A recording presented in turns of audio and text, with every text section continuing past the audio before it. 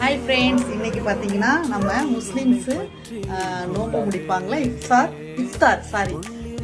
அது வந்து வாங்கியிருக்கோம் நாங்கள் தலைப்பாக்கெட்டில் இருந்து.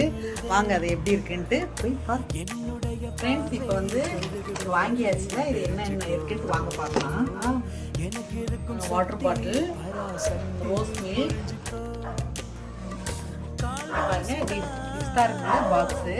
இதில் என்னென்ன இருக்குன்ட்டு வாங்க பார்க்கலாம். டேட்ஸ் 2 கொடுத்துருக்காங்க, அப்புறம் கோலா உருண்டை, மட்டன் கோலா உருண்டை, ஃப்ரூட்ஸ்க்கு